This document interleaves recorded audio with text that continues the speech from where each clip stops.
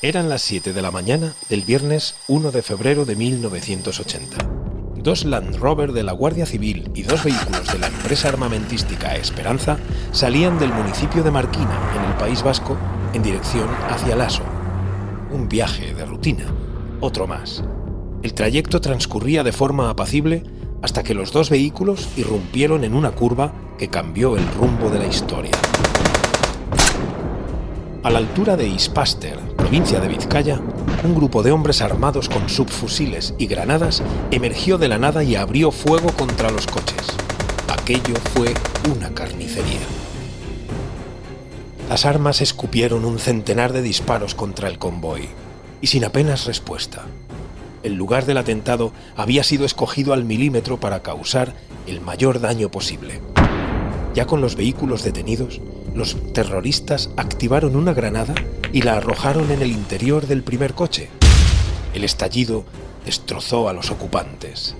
Segundos después, sacaron otra del bolsillo y se dispusieron a repetir la operación, pero esta vez les salió mal.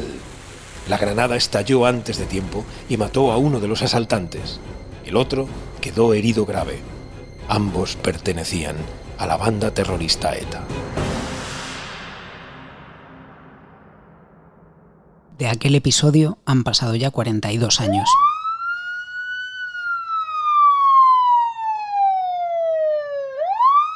ABC Podcast. Estamos en la historia.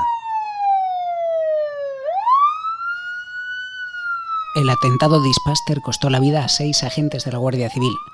Fue una auténtica tragedia. También fue la gota que colmó el vaso de una España harta de ver cómo sus agentes morían a manos de la banda terrorista ETA. La conmoción por aquel episodio fue tal que se detuvo el primer curso de formación de una nueva unidad creada para convertirse en el azote del terrorismo. Después se envió a sus integrantes al País Vasco. Aquellos hombres pertenecían al GAR, el Grupo Antiterrorista Rural, hoy llamado Grupo de Acción Rápida. Sabían que iban a la guerra. Actualmente es el Grupo de Acción Rápida. Se fundó en 1980, aunque los inicios son de 1978. El GAR actualmente era el Grupo Antiterrorista Rural, ¿no? Se le dio ese nombre porque la ETA es un entorno donde se habían hecho fuertes, sobre todo en el ámbito rural. Luego, por cuestiones políticas, se cambió a GES, Grupo Especial de Seguridad, y luego, lógicamente, recuperó las siglas GAR. ¿Qué es el GAR? Pues es una unidad muy polivalente que se creó exclusivamente para la lucha contra la ETA y su entorno. Cuando la ETA empieza a decaer, ¿no?, a principios de los años 2000, cuando es evidente que iba a haber una derrota policial, muy dependiente de la política de cada momento, pues se empieza a transformar para atender sobre todo a otro tipo de delincuencia organizada en toda España y para misiones internacionales.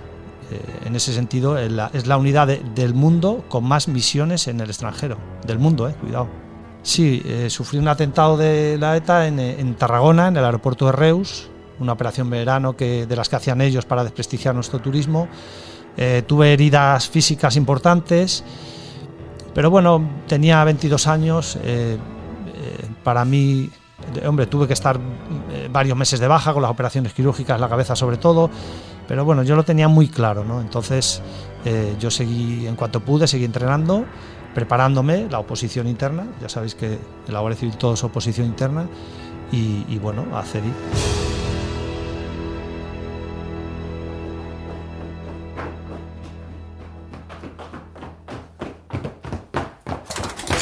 Acceder a una de las unidades de élite de la Guardia Civil como el GAR no era sencillo.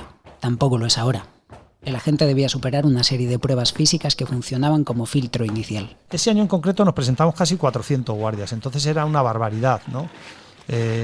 Las pruebas en esos años eran todas las mismas, eran, si no recuerdo mal, los 8 kilómetros, era el kilómetro, dominadas, flexiones de suelo, varios circuitos y unas pruebas de decisión en ese periodo de acceso al curso, ¿no?, que era el salto del Plinton.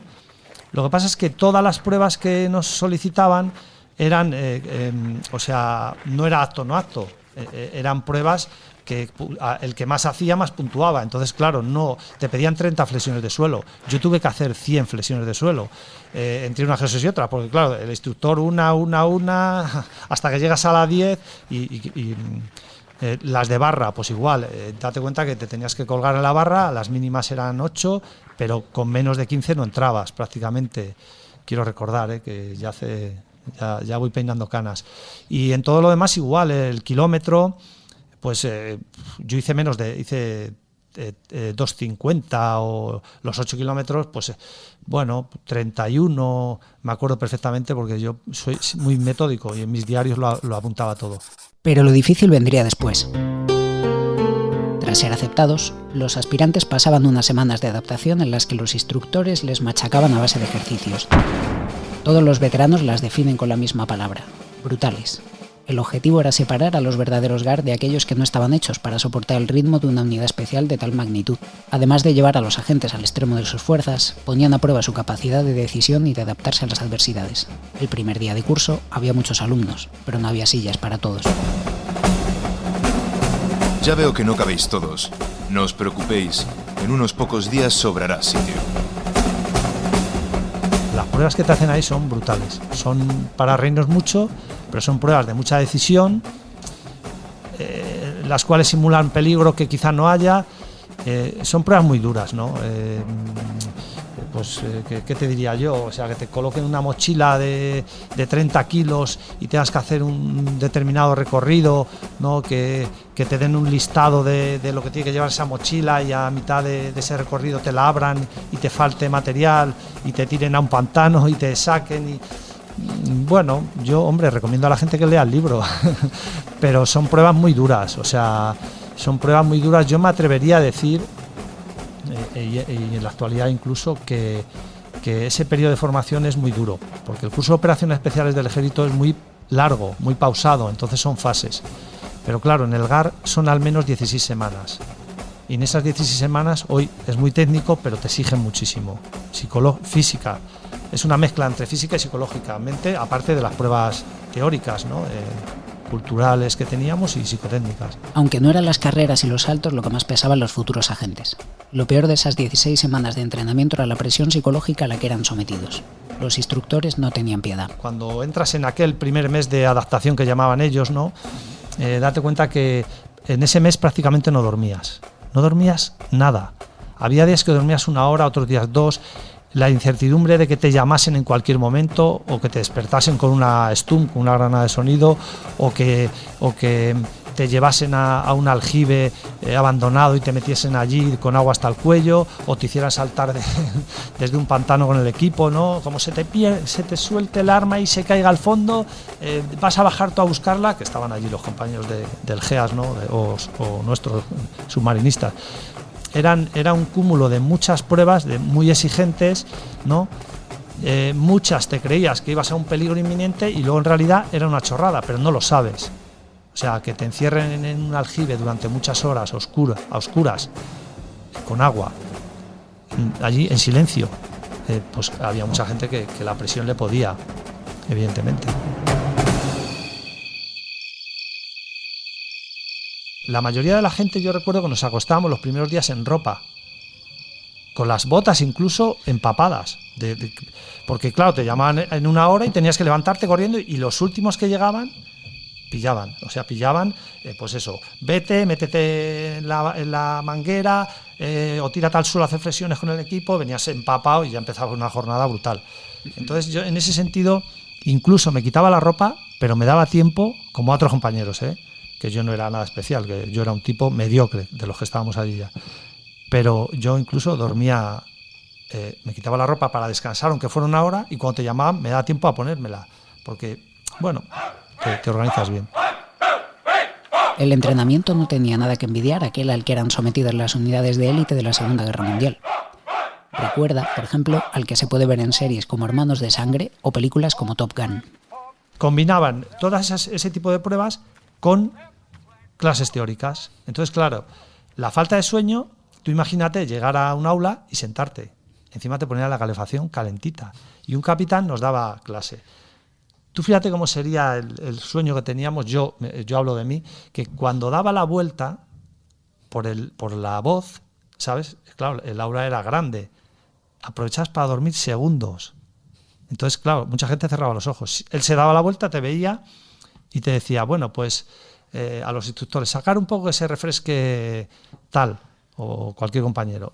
Y claro, salías, cogías el equipo, el armamento, te corrías un par de kilómetros o 3, te bañabas, te tiraban a un regato y volvías a clase, pues ya no te dormías.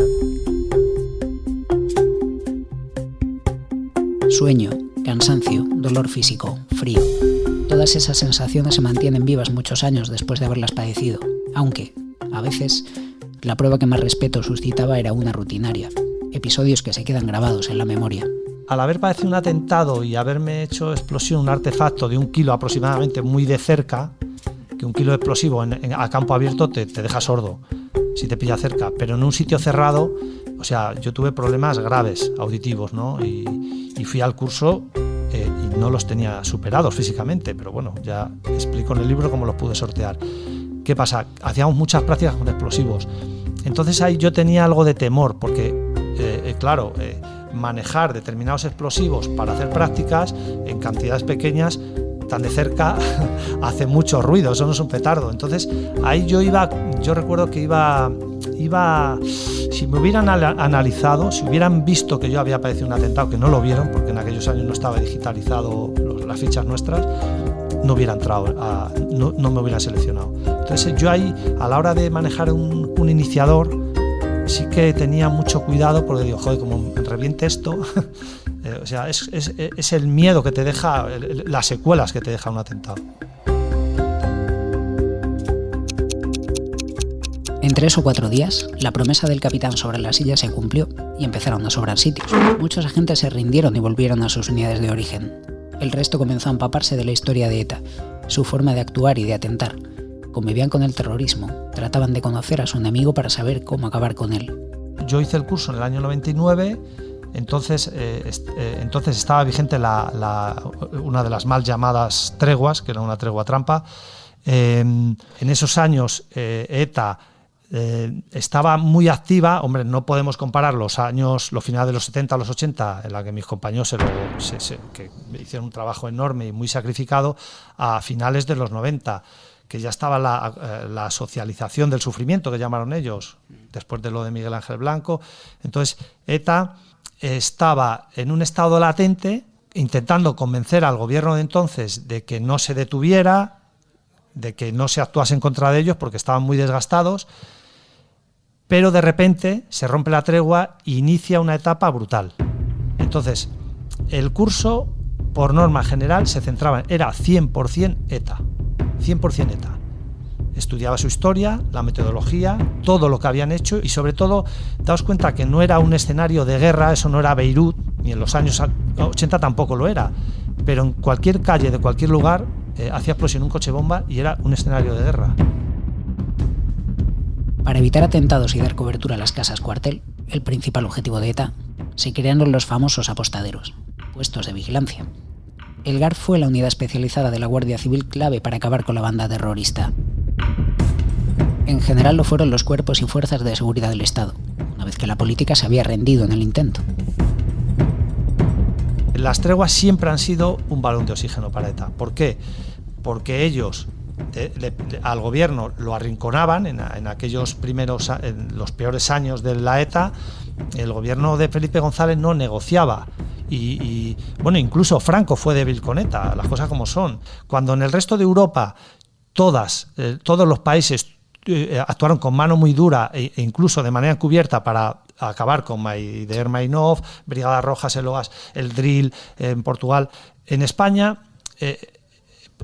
se actuó con benevolencia. Yo entiendo, habiendo estudiado ya mucho ETA, entiendo que se hacía con benevolencia, pero se equivocaban, ¿no? Se equivocaban constantemente. ¿Por qué? Porque ETA con terroristas no se puede negociar. Lo estamos viendo, no se puede negociar. Incluso no se puede negociar con determinados países que no están desarrollados. Pues imagínate con terroristas que variaron tanto su forma de actuar, que en principio no, luchamos contra el franquismo. Falso totalmente, porque Franco muere, empieza la democracia y figuraron la que lían ahí, que está todo lo documento en mis libros. Entonces, esas treguas ya con las negociaciones de Argel, por ejemplo, aquellas deportaciones a Santo Domingo, todas las treguas que se han hecho, que han sido muchas, tendríamos que tirar de hemeroteca, nos damos cuenta de que sobre todo el gobierno socialista, con esa benevolencia, que para otras cosas es muy bueno, se equivocó totalmente. Daos cuenta que la última tregua de ETA, la de Zapatero, ETA seguía extorsionando. No se debe negociar con eso. Vuela en la T4 y ya nos damos cuenta de que no se puede negociar.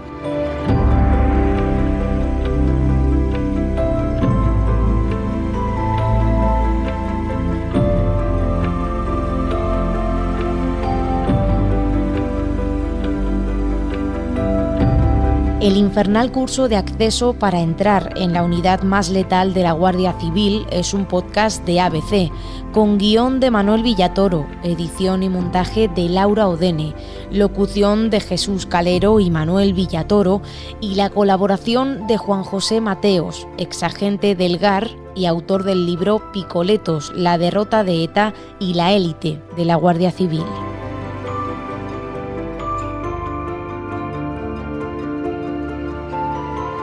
Puedes escuchar todos los episodios en abc.es, iVoox, Wanda, Spotify, Apple Podcast y Google Podcast.